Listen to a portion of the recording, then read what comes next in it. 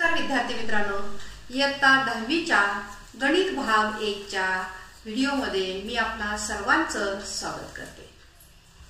गणित भाग 1 मधील चौथ्या प्रकरणाचा आपण अभ्यास करत आहोत। याआधी 2 व्हिडिओ आपण याचे पाहिलेले आहेत। आज आपण याच्यामध्ये फायनान्शियल प्लॅनिंग अर्थनियोजन हे जे चौथं प्रकरण आहे, या चौथ्या प्रकरणामध्ये जीएसटी कसा काढायचा, जीएसटी किती टक्क्यांना असतो, म्हणजे याचा अभ्यास आपण मागच्या व्हिडिओमध्ये केलेला आहे, त्यावरील उदाहरणं सोडवलेली आहेत। आता आजच्या या व्हिडिओमध्ये आपण GST in trading chain, GST in trading chain म्हणजे व्यवसाय साखळीतील जीएसटी हा कसा काढायचा।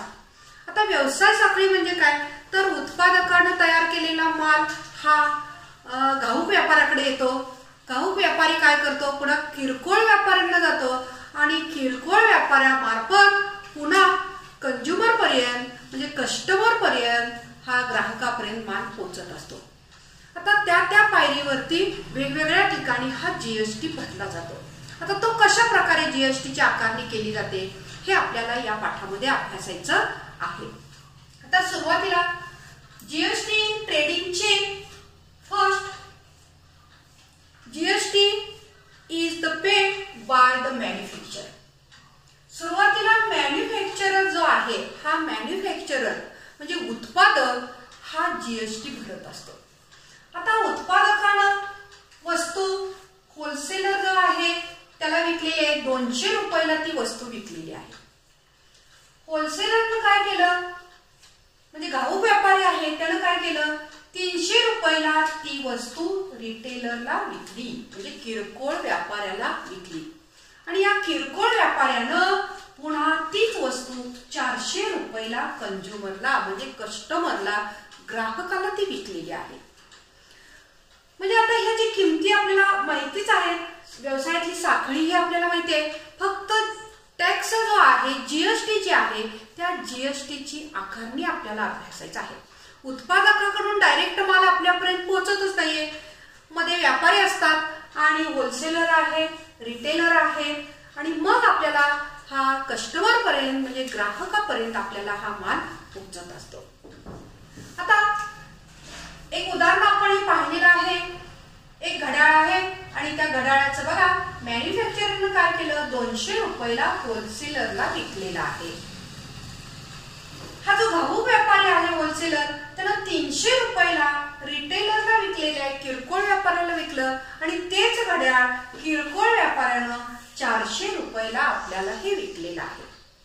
आता ही त्याची किंमत, मूळ किंमत झाली, पण आता त्याच्यावरचा जीएसटी आपल्याला बघा पावती देत असताना, आता सुद्धा आपण एखादी पावती ज्यावेळी बघतो त्यावेळी जीएसटी हा सेपरेट विभागणी केलेली असते, जीएसटी ची विभागणी सेपरेट असते। जीएसटी मध्ये सी जीएसटी असेल, एस जीएसटी असेल म्हणजे केंद्र सरकारचा असेल, राज्य सरकारचा असेल, हा जीएसटी वेगळा वेगळा आपल्याला पावतीमध्ये दिसतो। तसंच आता इथं 12% प्रत्येक व्यवहारामध्ये हा जो जीएसटी आहे तो 12% आकारणी केलेला आहे। जीएसटीचा रेट काय दिलेला आहे इथं 12%। आता 12% जीएसटी ची आकारणी करत असताना मॅन्युफॅक्चररला किती जीएसटी आपल्याला भरावा लागणार आहे हे काढण्यासाठी 200चा 12% आपण काढणार आहे, 200चा 12%, कारण त्याला 200 रुपयाला विकलेले आणि 200चा 12% आपण काढणार म्हणजे 12 दुनी 24 आणि त्याला 24 रुपये जीएसटी भरावा लागणार। त्याचा जीएसटी किती असणार आहे, 24 असणार। मॅन्युफॅक्चररनं काय केलं, किती रुपये, उत्पादकानं 24 रुपये जीएसटी भरलेला आहे। पुन्हा पुढच्या पायरीला 300 रुपयावरचा 12% आपण काढायचा, 12×36, 2 शून्याला 2 शून्य कॅन्सल होणार आहे, म्हणजे हा होलसेलर जो आहे त्या होलसेलरला 36 रुपये हा जीएसटी भरावा लागणार आहे। त्यानंतर बघा रिटेलरनं काय केलेलं आहे, 400 रुपयाला ती वस्तू कंझ्युमरला विकलेली आहे, म्हणजे किरकोळ व्यापाऱ्यानं कस्टमरला ग्राहकाला 400 रुपयाला विकलेली आहे आणि म्हणजे या जीएसटी याला किती बसणार आहे बघा, या व्यवहारामध्ये इथपर्यंत येईपर्यंत जीएसटी 12%च आहे, जीएसटी 12×48, 48 रुपये हा जीएसटी पेएबल जीएसटी म्हणजे जीएसटी भरावा लागणार आहे। आता हा जो जीएसटी आहे हा काही प्रत्येकाला याला 24 रुपये, याला 36 रुपये, याला 48 रुपये असा भरावा लागत नाही. तर तसं विचार केला तर हा प्रत्यक्ष म्हणजे अप्रत्यक्षरित्या हा कस्टमरलाच भरावा लागतो. यांनी जरी भरला असेल तर ते वसूल करणार आहे, यांनी जरी भरला असेल तर वसूल करणार आहे. म्हणजे असं इनडायरेक्टली हा जो जीएसटी आहे तो कंझ्युमरला भरावा लागतो, म्हणजे ग्राहकाला हा भरावा लागतो. आणि म्हणून या टॅक्सला इनडायरेक्ट टॅक्स असं म्हणतात. आता हा जो जीएसटी आहे हा 24 रुपये जीएसटी ज्यावेळी मॅन्युफॅक्चरर भरतो त्यावेळी 12 रुपये जीएसटी त्याचा हा सीजीएसटी असणार आहे आणि 12 रुपये हा त्याचा एसजीएसटी असणार आहे. इथं 36 रुपयातला 18 रुपये सीजीएसटी आणि 18 रुपये एसजीएसटी तसंच इथं सुद्धा याच प्रमाणे असणार आहे. आता हे सगळे हे टॅक्स आहे ह्याचा जीएसटी इन ट्रेडिंग चेन हे आपण अभ्यासायला पाहिजे. म्हणजे ह्या चेन मधला जीएसटी कसा भरावा लागतो. आता हा जीएसटी आपण काढलेला आहे कॅल्क्युलेशन, पण हा डायरेक्ट असा भरायला लागत नाही. तर काय होतंय बघा, म्हणजे टोटल जीएसटी आपल्याला काय वाटणार की टोटल जीएसटी हा किती झाला, तर या सगळ्यांची बेरीज करत गेल्यानंतर जीएसटी हा जास्त होणार आहे. बरोबर आहे की नाही, यात जीएसटी हा जास्त होणार आहे. पण एवढा सगळा जीएसटी भरावा लागत नाही. आता ज्यावेळी मॅन्युफॅक्चरर जो आहे त्यानं टॅक्स किती भरला, 24 रुपये भरला. त्यानं टॅक्स 24 रुपये भरलेला आहे. आणि होलसेलरनं काय केलं, 36 रुपये टॅक्स भरला. होलसेलरनं काय केलेलं आहे, 36 रुपये टॅक्स हा भरलेला आहे. आता होलसेलर, आता हे कसं आहे बघा, बिझनेस टू बिझनेस चेन आहे, बी टू बी, म्हणजे ह्याचा बिझनेसच आहे, त्याचाही बिझनेस आहे. इथं सुद्धा बिझनेस टू बिझनेस चेन आहे याची, आणि इथं मात्र business to consumer B to C ह्याची चेन आहे. आता इथं भरत असताना होलसेलरला किती टॅक्स भरावा लागणार आहे बघा. होलसेलरला काय 36 रुपये जसाचा तसा टॅक्स भरावा लागणार नाही. हा 36 वजा 24, 36 वजा 24 म्हणजे होलसेलरला 12 रुपये टॅक्स भरावा लागणार आहे. 12 रुपयातला 6 रुपये हा सीजीएसटी आणि 6 रुपये हा एसजीएसटी असणार आहे. आता इथं बघा रिटेलरला किती भरावा लागणार आहे. रिटेलरला बघा 48 वजा 36, 48 वजा 36 म्हणजेच पुन्हा 12 रुपये आले आणि रिटेलरला हे 12 रुपये जीएसटी भरावा लागणार आहे. 6 सीजीएसटी आणि 6 एसजीएसटी.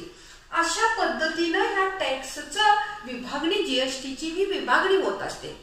आता होलसेलरला बघा, होलसेलरला खरेदी करताना at the time of purchase, at the time of purchase 24 रुपये भरलेला आहे. आणि ज्यावेळी खरेदी करताना भरलेला टॅक्स आहे त्याला इनपुट टॅक्स क्रेडिट असं म्हणतात. इनपुट टॅक्स, त्याला इनपुट टॅक्स क्रेडिट म्हणजेच ITC, input tax credit ITC असं म्हणतात. हा कधीचा आहे, at the time of purchase म्हणजे खरेदी वेळचा, at the time of purchase. आणि होलसेलरनं भरला म्हणजे होलसेलरला बघा त्याला द्यावा किती लागला 24 रुपये आणि त्यानं माल विकताना त्याला टॅक्स किती मिळाला तर 36 रुपये. हा त्याचा काय झाला output tax.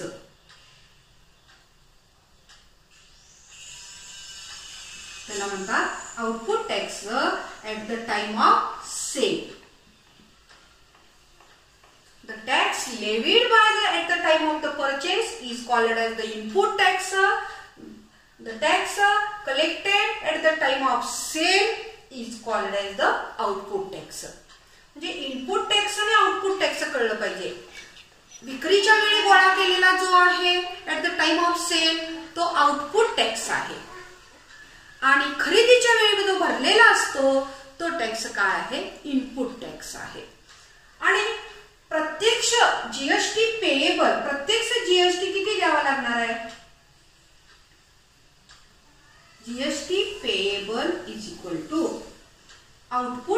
Tax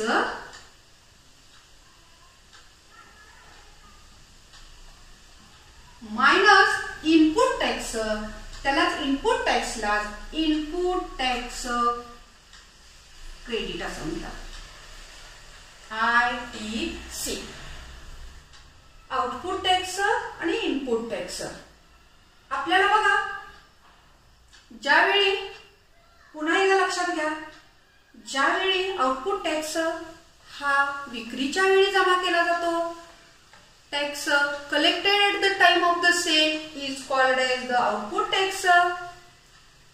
tax levied at the time of purchase is called as the input tax, that is also called as the input tax credit, and payable GST is calculated by subtracting the input tax from the output tax. Input tax credit is the deducted from the output tax. म्हणजे तो त्यातनं deduct केला जातो, वजा केला जातो, subtract केला जातो. म्हणजे आउटपुट टॅक्स मधनं इनपुट टॅक्स वजा केला की आपल्याला पेएबल जीएसटी आपल्याला निघतो.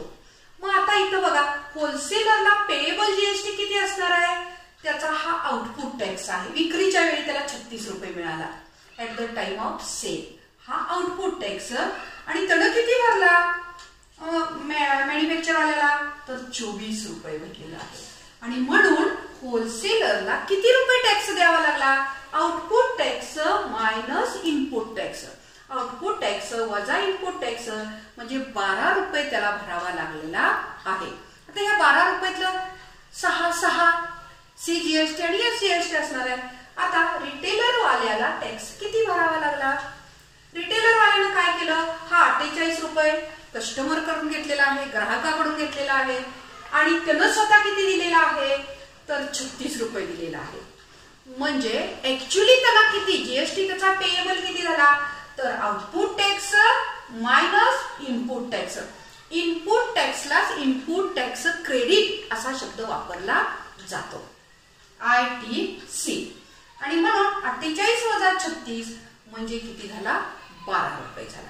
म्हणजे इथं 12 रुपये, इथं 12 रुपये आणि इथं 24 रुपये असा या व्यवहारामध्ये एकूण पूर्ण टॅक्स किती गेला, तर 48 रुपयेच गेला. कारण हा आहे 24, 12, 12, 12 12 24, 24 आणि 24 48. म्हणजे डायरेक्ट हे 36 आणि 48 असं जर आपण बेरीज केलं तर आपली 98 रुपये बेरीज होते.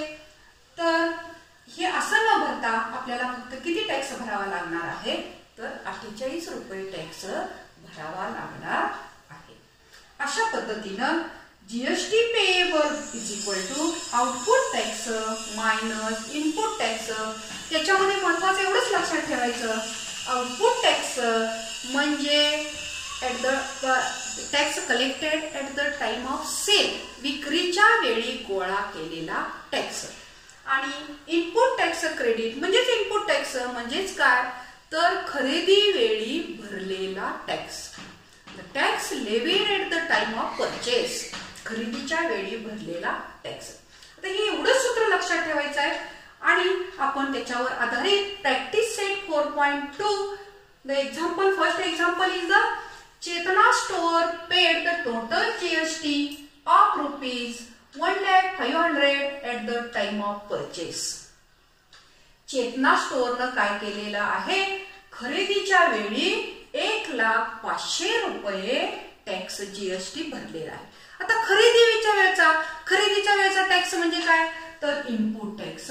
खरेदी वेळचा टॅक्स म्हणजे काय, तर इनपुट टॅक्स.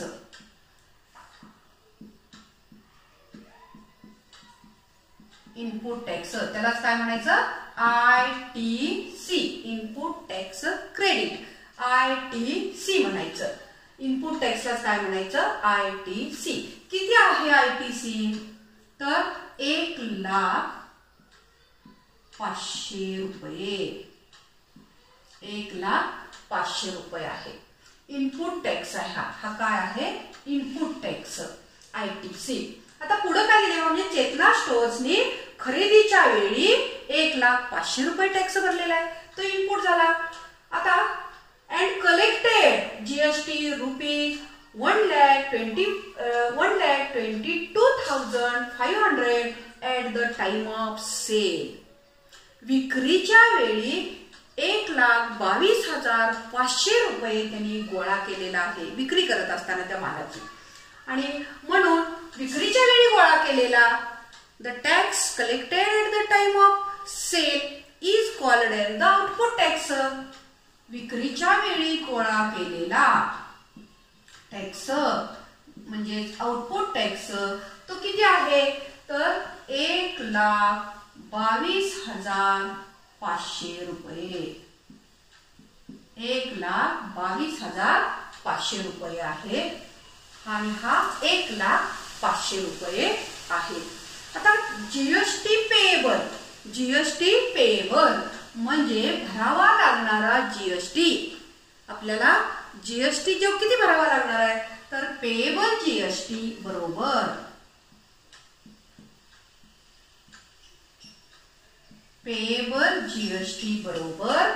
Output tax. सूत्र लिहायचं आधी आउटपुट टॅक्स वजा इनपुट टॅक्स क्रेडिट ITC असं सूत्र लिहायचं. मराठी माध्यमात सुद्धा हे लिहित असताना जीएसटी बरोबर आउटपुट टॅक्स आउटपुट हा मराठी शब्द असाला वजा ITC हे असं सूत्र लिहावं लागणार आहे. आता आउटपुट टॅक्स किती आहे तर 1,22,500 रुपये वजा इनपुट किती आहे 1,05,000 रुपये वजा बाकी आपण करूया. शून्यातनं शून्य गेले 2 शून्य तसंच राहणार आहे. 5तनं 5 गेला 0 2तनं 0 गेले 2 तसंच राहणार आहे. 2तनं 0 गेले 2 तसंच राहणार. 1तनं 1 गेला 0 आणि म्हणून पेएबल जीएसटी बरोबर किती येणार आहे 22,000 रुपये. किती भरावा लागणार चेतना स्टोअर्स वाल्यांना टॅक्स किती भरावा लागणार तर फक्त 22,000 रुपये भरावा लागणार. इथं बघा किती आपल्याला टॅक्स दिसतोय. Chetna store paid the total GST 1,05,000 rupees 1,05,000 रुपये दिसतोय. इथं त्यांनी गोळा किती केला 1,22,500. हा आउटपुट टॅक्स आहे गोळा केलेला विक्रीच्या वेळी घेतलेला जो टॅक्स आहे तो आउटपुट टॅक्स आणि खरेदीच्या वेळी भरलेला टॅक्स त्यांनी भरलेला असतो तो टॅक्स भरलेला जो आहे तो 1,05,000. म्हणजे त्याला फक्त किती जादा भरावा लागणार आहे टॅक्स तर 22,000. त्या पदरचे किती गेले त्याच्या स्वतःजवळचे चेतना स्टोअर वाल्यात स्वतःचे किती टॅक्स गेला त्याचा तर 22,000 रुपये गेलेला आहे. जीएसटी पेएबल म्हणजे अशा प्रकारे आपल्याला जीएसटी इन ट्रेडिंग चेन म्हणजे व्यवसाय साखळीतील जीएसटी आपल्याला काढायचा आहे. या पद्धतीने जीएसटी काढला जातो. फक्त एकच फॉर्म्युला यातला महत्वाचा आहे पेएबल जीएसटी बरोबर आउटपुट टॅक्स वजा इनपुट टॅक्स म्हणजे ITC इनपुट टॅक्स क्रेडिट. आता पुढच्या उदाहरणाचा आपण अभ्यास करूया. पुढचं उदाहरण काय दिलेलं आहे बघा तर Najma paid the GST of ₹12,500. नजमानं ऑन द परचेस म्हणजे खरेदीच्या वेळी नजमानं खरेदीच्या वेळी किती भरलेला आहे जीएसटी 12,500. मग खरेदीच्या वेळी भरलेला जीएसटी कसला जीएसटी आपण म्हणतो तर ITC input tax.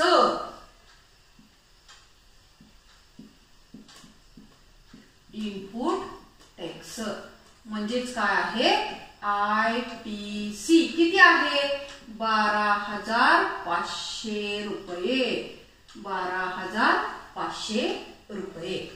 And collected rupees आणि गोळा किती केलेला आहे बघा तर 14,750 14,750 रुपये गोळा केलेला आहे. म्हणजे त्यानं ऑन द सेल म्हणजे विकून वस्तू विकून त्यांनी किती गोळा केलेला आहे तर 14,750 म्हणजे तो आउटपुट टॅक्स आहे. किती आहे 14,750 रुपये. आणि आपल्याला काढायचं आहे काय बघा, what is the amount of ITC. ITC काढायचं आहे, इनपुट टॅक्स क्रेडिट आपल्याला काढायचं आहे. आयटीसी इनपुट टॅक्स क्रेडिट आपल्याला काढायचं आहे. आणि मग काय इथं लिहिलेच आपण आयटीसी इनपुट टॅक्स क्रेडिट म्हणजे काय, तर इनपुट टॅक्स खरेदीच्या वेळी भरलेला टॅक्स किती आहे 12,500. म्हणजे त्यातलं एका प्रश्नाचं उत्तर आपल्याला मिळालेलं आहे. आता पेएबल जीएसटी, जीएसटी किती भरावा लागणार आहे, पेएबल जीएसटी बरोबर आउटपुट टॅक्स वजा ITC input tax credit. Output tax किती आहे 14,750 वजा 12,500. वजाबाकी करूया आपण. शून्यातनं शून्य गेले, शून्य राहिले. पाचातनं शून्य गेले, 5 राहिले. सातातनं 5 गेले, 2 राहिले. चारातनं 2 गेले, 2 राहिले. किती भरावा लागणार आहे जीएसटी. जीएसटी बरोबर जीएसटी किती भरावा लागणार आहे 2,250 रुपये. हा पेएबल जीएसटी आहे. अतिशय सोपा आहे. मी मागच्या व्हिडिओमध्ये पण सांगितलं की या प्रकरणातली उदाहरणं फार अवघड मुलांना वाटतात. काहीही गणित अवघड नाही. समजून घेतलं, शिस्तीत शांतपणे समजून उदाहरणं घेतलं तर यातली उदाहरणं अतिशय सोपे आहेत. बघा कॅल्क्युलेशन तर किती सोपं आहे, वजाबाकी वगैरे अगदी सोपी वजाबाकी आहे. यात फक्त महत्वाचं काय आहे, फायनान्शियल प्लॅनिंग या प्रकरणामध्ये जीएसटी आता नवीन ह्याच्यानुसार आपल्याला वगळण्यात आलेला अभ्यासक्रम शेअरचा वगळलेला आहे, पण जीएसटीचाच आपल्याला फक्त आहे. आणि हा जीएसटी कसा काढायचा आपण पाहिलेला आहे मागच्या पाठामध्ये. आज आपण जीएसटी ट्रेडिंग, जीएसटी इन ट्रेडिंगचे म्हणजे व्यवसाय शाखेतला जीएसटी तर किती भरला, तो इनपुट टॅक्स किती गोळा केला, तो आउटपुट टॅक्स, आणि त्याला द्यावा लागणार आहे किती टॅक्स, तर आउटपुट टॅक्स वजा इनपुट टॅक्स म्हणजे आयटीसी इनपुट टॅक्स क्रेडिट. त्याच्यानुसार आपण ही 2 उदाहरणं सोडवलेली आहेत. अतिशय सोप्या पद्धतीची ही 2 उदाहरणं आहेत. आता यातलीच पुढची उदाहरणं आपण सोडवूया. पुढचं उदाहरण आहे आपलं Amir enterprises. Amir enterprises purchased the sauce and paid the GST of ₹3,800. Amir इंटरप्राइजेसनं काय केलेलं आहे, सॉसच्या बॉटल खरेदी केलेल्या आहेत आणि जीएसटी जो आहे तो किती पे केलेला आहे त्यांनी, पेड द जीएसटी ऑफ ₹3,800 म्हणजे 3800 रुपयेचा जीएसटी त्यांनी भरलेला आहे. He sold it to Akbari brothers आणि त्यांनी तो कोणाला विकलेला आहे, अमीर इंटरप्राइजेसनं अकबरी ब्रदर्सला विकलेला आहे. And collected the GST of ₹4,100. 4100 रुपयेचा जीएसटी त्यानं गोळा केलेला आहे. अमीर इंटरप्राइजेसनं 3800 रुपये जीएसटी भरला, तो त्याचा इनपुट टॅक्स झाला.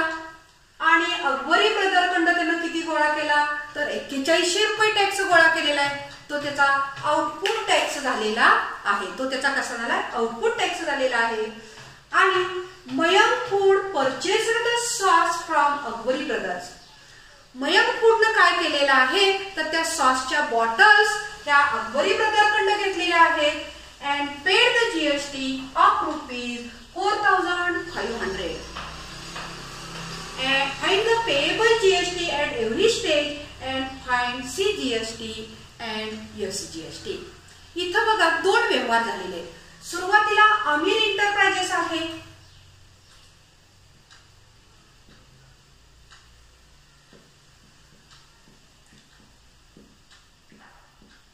अमीर इंटरप्राइजेस कडून कोणी घेतला, तर अकबरी ब्रदर्स.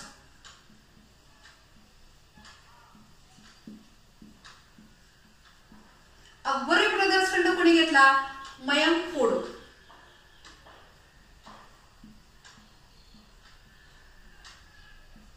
मयंक फूड वाल्यांनी घेतलेला आहे.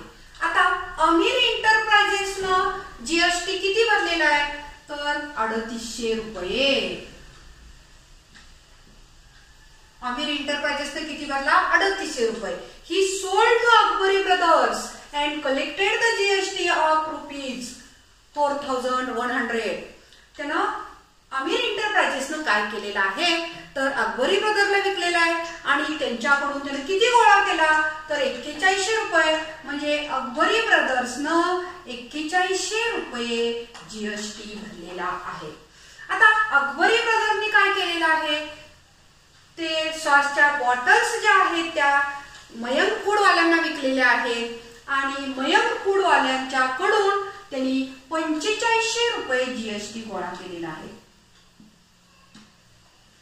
45 म्हणजे मयंक फूडवाल्यांनी जीएसटी किती भरला 4500 रुपये. अकबरी ब्रदर्सनी जीएसटी किती भरला 4100 रुपये. आमिर एंटरप्राइजेसने किती भरलेला आहे तर 3800 रुपये भरलेला आहे. म्हणजे एवढं आपल्याला समजलं की पेएबल जीएसटी आपल्याला काढता येतो लगेच आणि पेएबल जीएसटी आला की एसजीएसटी आणि सीजीएसटी आपल्याला याच्यावरून कॅल्क्युलेट करता येतो. आता इथं दोन व्यवहार आहेत. पहिला व्यवहार बघा इथं लिहूया. पहिला व्यवहार फॉर आमिर एंटरप्राइजेस.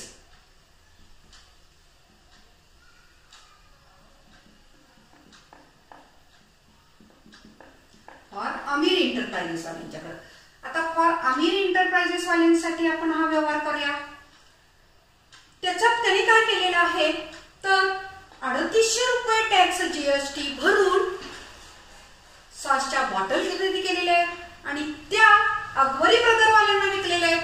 त्यावेळी त्यांनी किती टॅक्स गोळा केलेला आहे तर 4100 रुपये टॅक्स गोळा केलेला आहे. आता बघा याच्यामध्ये आमिर एंटरप्राइजेसनं 3800 रुपये टॅक्स भरला म्हणजे तो त्यांचा कसा झाला इनपुट टॅक्स क्रेडिट ITC बरोबर 3800 रुपये. 3800 रुपये. आता output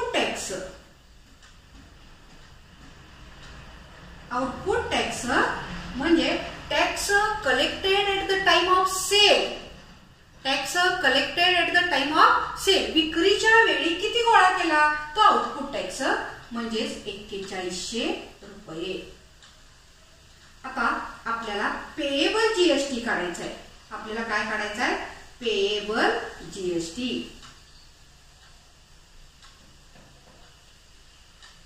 payable GST is equal to output tax minus input tax credit. Input टॅक्सलाच इनपुट टॅक्स क्रेडिट असं म्हणतात. आता आउटपुट टॅक्स किती आहे बघूया आपण 4100 वजा 3800 म्हणजेच किती आला 300 रुपये. किती आलेला आहे 300 रुपये. हा जीएसटी पेएबल जीएसटी आलेला आहे. आता 300 रुपयातला 300 रुपये हा जीएसटी आहे म्हणून सीजीएसटी किती येणार आहे त्याच्या निम्म येणार आहे 150 रुपये आणि एसजीएसटी बरोबर 150 रुपये. हे 150 रुपयाने हा 150 रुपये येणार आपल्याला. पुन्हा एकदा बघा आमिर एंटरप्राइजेसनं अकबरीला दिलेला आहे त्यावेळी 3800 रुपये टॅक्स भरला तो त्याचा इनपुट टॅक्स आला.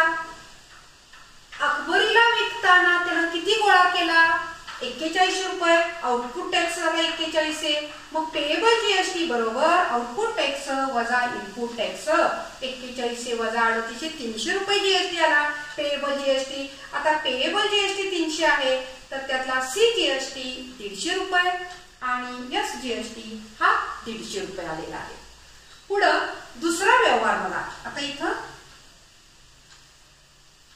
दुसरा व्यवहार आहे फॉर आमिर एंटरप्राइजेस साठी आणि फॉर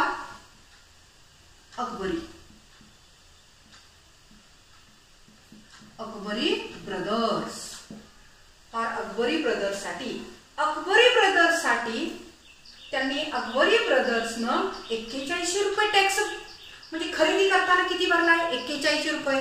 खरेदी करताना भरलेला टॅक्स हा इनपुट टॅक्स क्रेडिट किती आहे 4100 रुपये आणि विक्री करताना at the time of sale त्यानं कुणाला विकलं अकबरी ब्रदर्स वाल्यांनी मयंक फूडला विकलेला आहे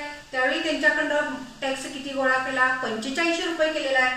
म्हणजे आउटपुट टॅक्स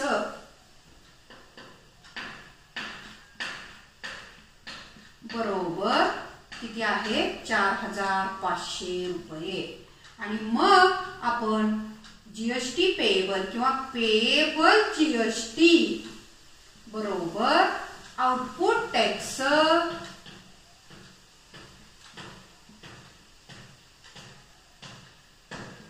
वजा इनपुट टॅक्स क्रेडिट बरोबर 4500 वजा 4100 बरोबर किती आला 400.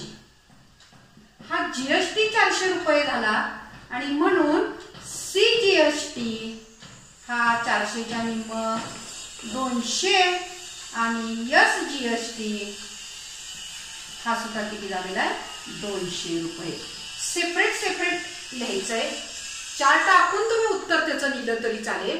आता पुढे मयंकवाल्यांचं तो आपल्याला काढायचं काय गरज नाही पेएबल जीएसटी, कारण मयंकवाल्याने काही पुढे व्यवहार केलेला नाही. आता भरला किती आणि मिळाला किती. भरला किती तो इनपुट टॅक्स आणि मिळाला किती तो आउटपुट टॅक्स. मग पेएबल जीएसटी काढताना आउटपुट टॅक्स वजा इनपुट टॅक्स. अतिशय सोपी उदाहरण आहे, फक्त उदाहरणाचा अर्थ समजून घेतला पाहिजे. आता पुढचं उदाहरण आहे मलिक गॅस एजन्सीचं आहे आणि याच्यामध्ये थोडंसं आपल्याला नवीन बघा इथं शब्द आलेला आहे तो म्हणजे Malik gas agency. Chandigarh union territory आहे म्हणजेच संघराज्य आहे आणि संघराज्यामधला हा व्यवहार आहे. आता युनियन टेरिटरी त्याला यूटीजीएसटी असं म्हणतात. स्टेट आपल्याला एसजीएसटीच्या ऐवजी त्याला यूटीजीएसटी असं म्हटलं जातं. Malik gas agency purchased the gas cylinders for industrial use for ₹24,500. आता मलिक गॅस एजन्सीनं गॅसचे सिलेंडर खरेदी केलेले आहेत 24,500 रुपयाला. खरेदी केलेले आहेत 24,500 रुपयाला खरेदी केलेले आहेत आणि sold them to local customer for ₹26,500 आणि त्यांनी 26,500 रुपयाला ते विकलेले आहेत. 26,500 रुपयाला ते विकलेले आहेत. Find GST to be paid at the rate 5% and find CGST and UTGST. आता सीजीएसटी आणि यूटीजीएसटी जे आहे, सीजीएसटी आणि यूटीजीएसटी आपण काढत असताना हा काय आपल्याला टॅक्स दिलेला नाहीये, ही किंमत दिलेली आहे सिलेंडरची. इथं विद्यार्थ्यांची फसगत कशी होते बघा की ते इनपुट टॅक्स याला म्हणतात, त्याला आउटपुट टॅक्स म्हणतात आणि मग जीएसटी आउटपुट वजा इनपुट करून काढला जातो. पण हे टॅक्स नाही, ह्या किमती आहेत. ह्या काय आहेत किमती आहेत आणि ह्या किमती ज्या आहेत ह्या सिलेंडरच्या किमती आहेत.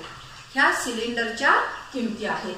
मलिक गॅस एजन्सीने सिलेंडर घेतलेले आहेत, खरेदी केलेले आहेत 24,500 रुपयाला आणि त्यांना जीएसटी पहिल्यांदा काढला पाहिजे आणि तो यांनी काढलेला जो आहे तो इनपुट टॅक्स असणार आहे. परत sold them at the local customer for ₹26,500. ती सुद्धा 26,500 रुपयाला विकलेला आहे. गणिताचा पूर्ण अर्थ बघा. मलिक गॅस एजन्सीने 24,500 रुपयाला सिलेंडर खरेदी केले आणि 26,500 रुपयाला ते विकलेले आहेत. प्रत्येक वेळी त्यांनी काय केलेलं आहे 5% जीएसटी दिलेला आहे. 5% जीएसटीचा तो व्यवहार आहे आणि मग पहिल्यांदा आपल्याला जीएसटी कॅल्क्युलेट केला पाहिजे त्या किमतीवरून आणि मग त्या कॅल्क्युलेट केलेल्या जीएसटीचा इनपुट टॅक्स आउटपुट टॅक्स शोधून आपल्याला पेएबल जीएसटी आपल्याला काढायचा आहे. आता पहिल्यांदा आपण काय करूया बघा इनपुट टॅक्स काढूया किंवा आयटीसी. बरोबर पहिल्यांदा आयटीसी इनपुट टॅक्स खरेदीच्या वेळी भरलेला 24,500 चा 5% काढायचा आहे आपल्याला. 24,500 चा 5% आपण काढूया. 2 0 ला 2 0 कॅन्सल झालेले आहेत पाचा पाचा 25, 7 आले 2, 5 चोक 20 आणि 2 22, 7 2 आले, 5 दुनी 10 आणि 2 12. पुढं आउटपुट टॅक्स काढूया आपण.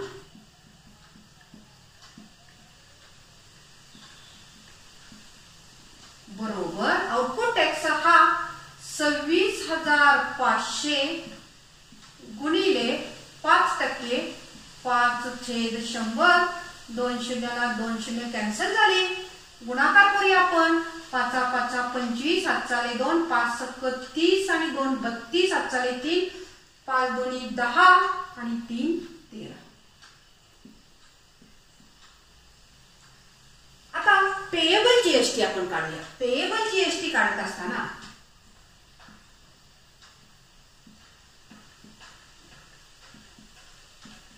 पेएबल जीएसटी बरोबर आउटपुट टॅक्स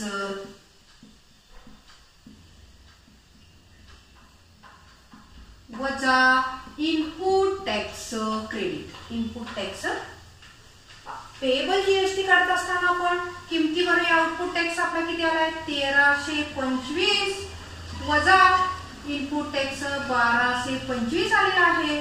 म्हणजे पेएबल जीएसटी किती आलेला आहे 100 रुपये. पेएबल जीएसटी किती आलेला आहे 100 रुपये आलेला आहे. आपल्याला पुढे आणखी काय काढायला सांगितलेलं आहे बघा. तर फाइंड सीजीएसटी म्हणून सीजीएसटी बरोबर 100च्या निम्म 50 रुपये आणि UTGST union territory GST UTGST state goods and service tax SGST UTGST union territory goods and service tax 50 रुपये. तो सुद्धा किती असणार आहे 50 रुपये असणार आहे. आन्सर लिहिताना सविस्तर द्या. इकडच्या बाजूला पण आन्सर लिहिताना खाली चौक टाकून तुम्ही जीएसटीची विभागणी केली तरी चालेल. पुन्हा एकदा बघा. इथं आतापर्यंतच्या गणितामध्ये जीएसटी डायरेक्ट दिला होता. आता इथं जीएसटी कॅल्क्युलेट करायचा आहे. पहिल्या एक्सरसाइज मध्ये आपण कसं केलं त्या पद्धतीनं जीएसटी कॅल्क्युलेट करायचं आहे. मुलांचं गडबडीनं काय करतात हाच इनपुट टॅक्स आणि हाच आउटपुट टॅक्स करतात. तर त्याच्यावरचा टॅक्स कॅल्क्युलेट करायचा आहे आपल्याला. की किमती आहेत सिलेंडरच्या किमती आहेत त्या आणि मग इनपुट टॅक्स आणि आउटपुट टॅक्स काढून मग पेएबल जीएसटी काढायचा. पेएबल जीएसटी काढल्यानंतर सीजीएसटी आणि यूटीजीएसटी संघराज्यातला जो आहे चंदीगड हे संघराज्य आहे आणि संघराज्यातला जो आहे त्याला यूटीजीएसटी एसजीएसटी न म्हणता यूटीजीएसटी.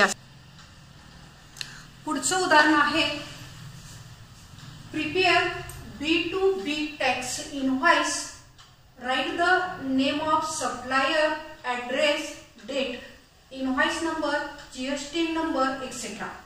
आता इथं काय करायचंय बघा. पहिली 4 उदाहरणं आपण पाहिलेलं आहे. 5व्या उदाहरणात सुद्धा काय दिलेलं आहे तर 5व्या उदाहरणात सुद्धा प्रोडक्टच्या किमती दिलेल्या आहेत आणि जीएसटीचा रेट दिलेला आहे. त्याच्यावरनं जीएसटी काढायचा म्हणजे इनपुट टॅक्स आउटपुट टॅक्स काढायचा आणि मग पेएबल जीएसटी काढायचा.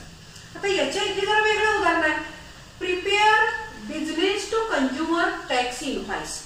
बिझनेस टू कंझ्युमर B2C व्यापाऱ्याकडून ग्राहकापर्यंतची पावती तयार करायची आहे. म्हणजे टॅक्स इनव्हॉइस तयार करायचा आहे आपल्याला. एक कर बीजक तयार करायचं आहे. म्हणजे एक पावती थोडक्यात काहीतरी एक पावती तयार करायची आहे आपल्याला.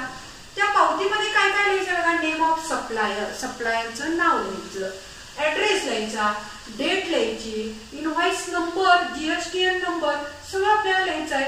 आता त्या पावतीमध्ये काय वस्तू खरेदी केले त्याचं नाव दिलेलं आहे. म्हणजे आपल्या वस्तूचे डिटेल्स दिलेले आहेत आपल्याला पर्टिक्युलर्स दिलेले आहेत. त्याचे रेट ऑफ मोबाईल बॅटरी एक मोबाईल बॅटरी खरेदी केलेली आहे आणि त्याचा रेट दिलेला आहे 200 रुपये. त्याच्यावर जीएसटी 12% आहे. त्याचा HSN नंबर दिलेला आहे आणि किती घेतलेले आहेत तर एक बॅटरी घेतलेली. किती बॅटरी घेतलेली आहे एक बॅटरी इथं घेतलेली आहे. दुसरं वस्तू काय घेतलेली आहे हेडफोन घेतलेला आहे. हेडफोनचा रेट दिलेला आहे 750 रुपये. त्याचा जीएसटी 18% आहे. HSN नंबर दिलेला आहे आणि 1 पीस घेतलेला आहे म्हणजे एकच नग घेतलेला आहे. आता कर बीजक तयार करायचे आहे म्हणजे या पद्धतीनं पावती तयार करायची आहे. त्या पावतीमध्ये सगळे डिटेल्स लिहायचे आहेत. आपल्याला काय काय लिहायला सांगितले ते दिलेलंच आहे. आता पहिल्यांदा बघा, रेट ऑफ मोबाईल बॅटरी. पहिली वस्तू काय घेतलेली आहे तर mobile battery. Name of product mobile battery घेतलेली आहे. आता हे करबीजक तयार करत असताना सप्लायरचं नाव येणार. आपण लिहिले पाटील ब्रदर्स. पत्ता लिहा पूर्ण. At post Atpadi district Sangli. म्हणजे हे पूर्ण. आणि मराठी माध्यमाच्या मुलांनी सुद्धा पावती तयार करत असताना पावती ही याच स्वरूपात इंग्रजीतच तयार करायची. इनव्हॉइस नंबर घ्यायचा आहे. इनव्हॉइस नंबर म्हणजे जीएसटीचा नंबर असतो तो. पुढं जीएसटी नंबर आहे. त्यानंतर डेट आहे. हे आपले पर्टिक्युलर्स आपण सगळे आधी पाहिलेले आहेत. एक करबीजकाचं उदाहरण पाहताना आपण पहिल्या व्हिडिओमध्ये हे पाहिलेलं आहे. आता सिरियल नंबर. वस्तू, दोन वस्तू घेतलेल्या आहेत. पहिली वस्तू काय घेतलेली आहे मोबाईल बॅटरी. आता आपण इथं लिहूया पहिली वस्तू. Name of product mobile battery.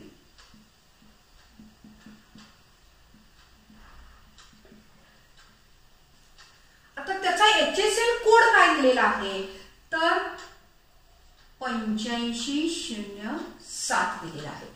आता त्याचा रेट काय आहे. रेट ऑफ मोबाईल बॅटरी 200 रुपये. नेम ऑफ प्रोडक्ट त्याचा रेट लिहायचा. किती बॅटऱ्या घेतले एकच बॅटरी घेतल्या. मग दुकानदाराला आपल्याला किती पैसे द्यावे लागणार आहेत. टॅक्सेबल अमाऊंट किती आहे 200 रुपये. दुकानदाराला किती द्यावे लागणार आहेत. एकच बॅटरी घेतल्या 200 रुपयाची म्हणून 200 रुपये द्यावे लागणार आहेत. आता जीएसटीचा रेट दिलेला आहे. जीएसटीचा रेट ऑफ जीएसटी 12% 12% दिलेला आहे. आता जीएसटीचा रेट बघा इथं पहिली बॅटरीचा आहे. हे बॅटरीसाठीच आपण काढूया. बॅटरीसाठी जीएसटी किती दिलेला आहे आपल्याला 12% दिलेला आहे. आणि मग सीजीएसटी किती झाला त्यातला 12तलं निम्म 6%. आणि एसजीएसटी किती झाला त्यातला तर 6%. दोन्ही 6% झालेले आहेत. आणि म्हणून रेट काय आहे सीजीएसटीचा 6%. रेट काय आहे सीजीएसटीचा 6%. आता बॅटरीचे पैसे दुकानदाराला किती द्यावे लागणार आहेत आपल्याला 200 रुपये द्यावे लागणार आहेत. आणि म्हणून सीजीएसटी आपण आता सीजीएसटी काढूया. सीजीएसटी बरोबर 200 रुपयेवर किती टक्के 6%. 6/100 शून्याला 0 शून्याला 0 साई दोन्ही 12 रुपये होणार आहे. जीएसटी किती द्यावा लागणार आहे सीजीएसटी किती द्यावा लागणार आहे 12 रुपये. टॅक्स किती भरावा लागणार आहे तर सीजीएसटी 12 सीजीएसटी 12 म्हणून एसजीएसटी सुद्धा किती द्यावा लागणार आहे 12 रुपये द्यावा लागणार आहे. एसजीएसटी सुद्धा किती द्यावा लागणार आहे 12 रुपये. त्याचा दर कसा आहे त्याचा पण 6%च आहे. एसजीएसटीचा रेट किती आहे 6%. कारण टोटल काय आहे 12. आता बघा 200 रुपये किंमत झाली. वस्तूची किंमत 200 रुपये झाली. त्याच्यावर जीएसटी सीजीएसटी 12 रुपये एसजीएसटी 12 रुपये आणि टोटल अमाऊंट त्याला किती द्यावी लागणार आहे तर हे 12 आणि 12 24 रुपये आणि हे 200 रुपये म्हणजे किती द्यावे लागणार आहे 224 रुपये द्यावे लागणार आहेत आपल्याला दुकानदाराला 224 रुपये. आता दुसरी वस्तू आहे हेडफोन.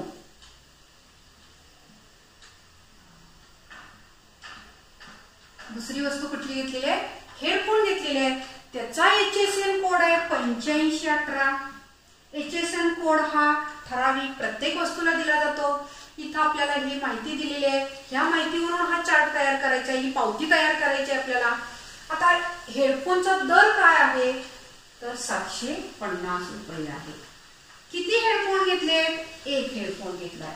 आता मग किंमत किती झाली 750 झाली. एकच घेतलेला आहे आपल्याला. आता त्याचा रेट ऑफ सीजीएसटी जीएसटी. आता हेडफोनचा आपण आता हे कशाचं पर्टिक्युलर सगळे काढले बॅटरीचे. दुसरं हेडफोनचा जीएसटी किती आहे 18%. आणि मग सीजीएसटी किती झाला 9%. आणि एसजीएसटी किती झाला 9% झाला. बरोबर दोन्ही किती झालेले आहेत 9%. हे 9% हा पण SGST पण 9%. आता 750 चा 9% काढायचा म्हणून CGST बरोबर किती आहे, दर काय आहे, एकूण पैसे किती दिलेत आपले 750 रुपये दुकानदाराला द्यावे लागणार आहेत. 9% त्याचा काढायचा आहे 9/100. शून्याला 0 9% म्हणजे 9/100. आता आपण गुणाकार करूया. 9 5 45 हातचाले 4 9 7 63 63 67 आणि त्याच्या छेद 1 आहे म्हणजे 67.5 म्हणजे 67.50 67 रुपये 50 पैसे टॅक्स द्यावा लागणार आहे. हा काय झाला CGST झाला आणि म्हणून SGST सुद्धा किती द्यावा लागणार आहे 67.5 म्हणजे 67 रुपये 50 पैसे आपल्याला द्यावे लागणार आहेत. त्याच्यात सुद्धा किती द्यावं लागणार आहे 67.50. आता बघा एकूण अमाऊंट आपल्याला किती द्यावी लागणार आहे, हे 67 रुपये 50 पैसे, हे 67 रुपये 50 पैसे, 67.5 आणि 67.5 किती झाले 135 झाले 135 आणि हे 750 750 आणि 135 बरोबर 885 रुपये झाले 885 रुपये झालेले आहेत. तर एकूण बिलात आपल्याला किती पैसे द्यावे लागणार आहेत बघा, एकूण टोटल किती द्यावे लागणार आहेत 5 आणि 4 9 8 आणि 2 10 हातचाला 1 8 आणि 2 10 आणि 11. आपल्याला टोटल रक्कम किती द्यावी लागणार आहे तर 1109 रुपये. ह्याची पण टोटल करा तुम्ही, सगळ्याची टोटल इथून तिथून सगळ्याची टोटल तुम्ही केली तरी चालते. आता ह्याची टोटल किती होणार आहे बघा 0 0 5 आणि 0 5 7 आणि 2 9. पुढं टॅक्सची आपण बेरीज करूया तर 0.50 तसंच येणार आहे 7 आणि 2 9 आणि 7. इथं सुद्धा त्याच पद्धतीने येणार आहे आणि ही सगळी टोटल तुम्ही केली तर किती येणार आहे 1109 रुपये. अशा पद्धतीनं टॅक्स इनवॉइस म्हणजे कर बीजक कसं करायचं हे उदाहरण आपल्याला याच्यामध्ये दिलेलं आहे. आज आपण या प्रॅक्टिस सेट 4.2 मधलं एकच उदाहरण बाकी ठेवलेले सर्व उदाहरण आपण ही सोडवलेली आहेत. याच्या पुढचंही आहे याच पद्धतीनं टॅक्स इनवॉइस तयार करायचं आहे, कर बीजक तयार करायचं आहे. हे ऍप्लिकेशनवर आधारित असं उदाहरण आहे आणि ऍप्लिकेशनवर आधारित अशी उदाहरणं आपल्याला 3 मार्काला ते 4 मार्काला विचारली जातात.